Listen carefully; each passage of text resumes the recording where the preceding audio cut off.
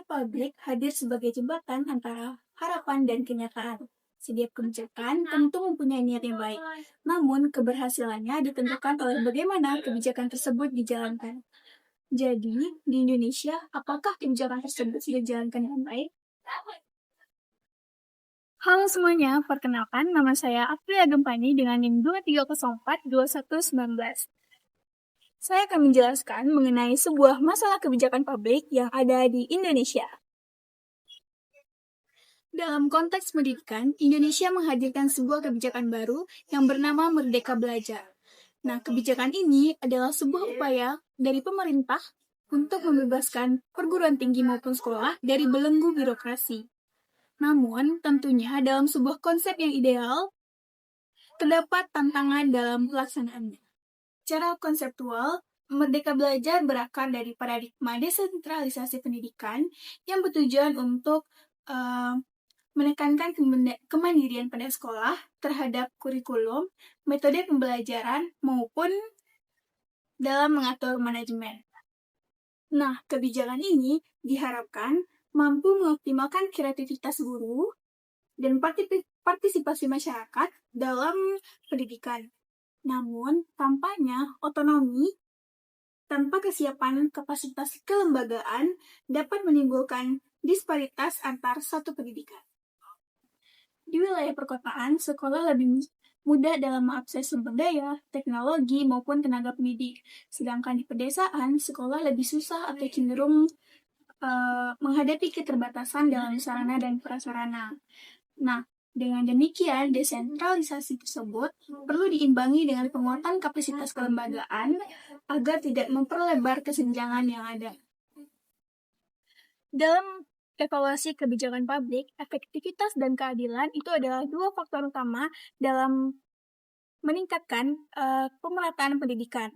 Nah, dalam program Merdeka Belajar ini, meningkatkan fleksibilitas pembelajaran dan partisipasi guru dalam merancang media ajar. Nah, keberhasilan tersebut belum merata di seluruh satuan pendidikan yang ada di Indonesia. Ketimpangan itu terjadi akibat perbedaan dukungan maupun infrastruktur, sarana, dan teknologi yang ada. Nah, serta kemampuan manajerial kepala sekolah dalam menghadapi desentralisasi tersebut. Kondisi ini menunjukkan adanya kesenjangan implementatif yang menuntut penyesuaian strategi kebijakan pada tingkat daerah. Nah, keberhasilan kebijakan pendidikan nasional itu sangat bergantung pada sistem pengawasan dan evaluasi yang adaptif terhadap kondisi sosial. Nah, dalam konteks Merdeka Belajar ini, pengawasan kebijakan belum optimal karena tidak semua daerah memiliki sistem evaluasi internal yang bagus.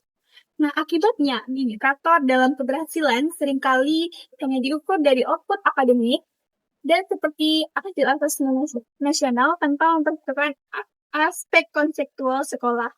Nah, hal ini menurunkan validitas evaluasi kebijakan sebagai dasar dalam pengambilan keputusan. Nah, evaluasi seharusnya memberikan secara partisipatif dalam melibatkan guru, tenaga pendidik, siswa, dan masyarakat sebagai pemangku kepentingan dalam implementasi kebijakan ini memerlukan pendekatan berbasis kebutuhan daerah. Desentralisasi kebijakan tidak diikuti dengan pemerataan sumber daya berpotensi, memperdalam ketimpangan pendidikan antar wilayah. Nah, sekolah-sekolah dengan sumber daya terbatas cenderung kesulitan dalam menerapkan prinsip Merdeka Belajar ini, karena terjadi dualisme antara sekolah yang mampu berinovasi dan sekolah yang terjebak dalam keterbatasan struktural. Oleh karena itu, evaluasi kebijakan harus mempertimbangkan konteks geografis, sosial, dan ekonomi sebagai faktor yang efektivitas.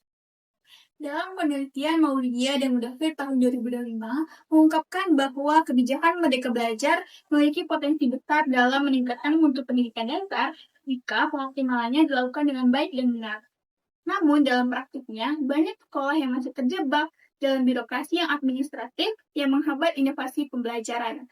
Nah, meskipun pemerintah telah memberikan kebebasan dalam penyusunan kurikulum operasional sekolah, Sebagian besar guru masih mengikuti pola pembelajaran yang tradisional.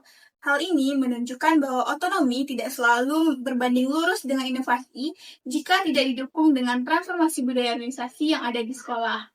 Evaluasi kebijakan ini perlu menilai sejauh mana guru memahami dan menginternalisasi semangat merdeka belajar.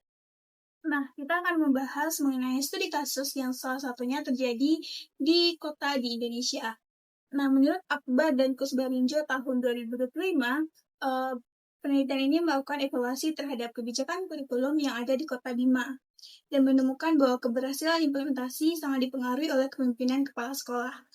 Nah, sekolah dengan kepala sekolah yang memiliki visi pembelajaran merdeka menunjukkan hasil yang lebih baik dalam inovasi kurikulum dan manfaat guru. Temuan ini mengindikasikan bahwa keberhasilan kebijakan sangat bergantung pada faktor manusia di tingkat sekolah.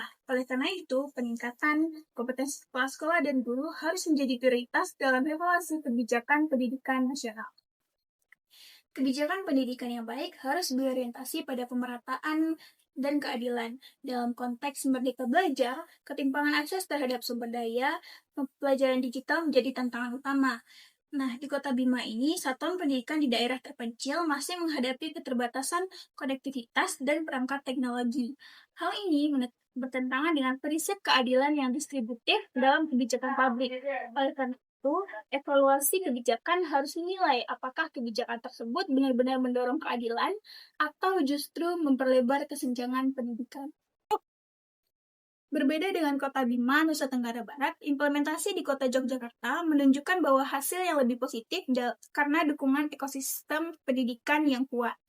Nah, dalam beberapa SMP di negeri kota tersebut mampu memanfaatkan otonomi kurikulum untuk mengembangkan program pembelajaran berbasis kearifan lokal dan literasi digital. Sekolah itu bekerja sama dengan komunitas dan perguruan tinggi dalam merancang proyek pembelajaran kolaboratif yang menumbuhkan kreativitas mahasiswa. Keberhasilan ini disebabkan oleh adanya sinergi antar kepala sekolah, guru, dan masyarakat dalam menginternalisasi nilai merdeka belajar. Nah, dalam kasus Yogyakarta ini menunjukkan bahwa kebijakan otonomi dapat berjalan efektif apabila didukung oleh kolaborasi lintas pemangku kepentingan. Nah, dari kedua kasus tersebut dapat menegaskan bahwa efektivitas kebijakan merdeka belajar itu sangat bergantung antara konteks sosial, ekonomi, dan kapasitas kelembagaan daerah. Nah, ketimpangan hasil implementasi antar daerah dengan sumber daya tinggi dan daerah dengan keterbatasan menjadi tantangan utama bagi pemerintah pendidikan di Indonesia.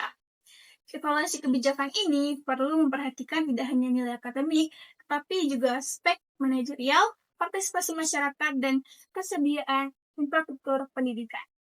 Nah, secara keseluruhan, kebijakan Merdeka Belajar ini merupakan langkah yang progresif dalam desentralisasi pendidikan. Namun, implementasinya masih menghadapi tantangan kesenjangan, struktural, dan kapasitas kelembagaan. Evaluasi yang menunjukkan bahwa otonomi sekolah harus diimbangi dengan kesiapan dan dukungan sumber daya, pelatihan, dan sistem evaluasi yang adaptif. Pemerintah perlu memastikan bahwa kebijakan ini tidak hanya menguntungkan sekolah yang maju, namun juga memberdayakan sekolah yang tertinggal. Kebijakan Merdeka Belajar merupakan suatu harapan, namun harapan harus diikuti dengan keadilan dan implementasi yang merata. Masalah kebijakan publik bukan suatu alasan untuk kita pesimis, tapi merupakan tantangan kita untuk memperbaiki. Nah, sekian pembahasan kita mengenai kebijakan publik, masalah kebijakan publik, dan evaluasi kebijakan publik tersebut. Sekian, terima kasih.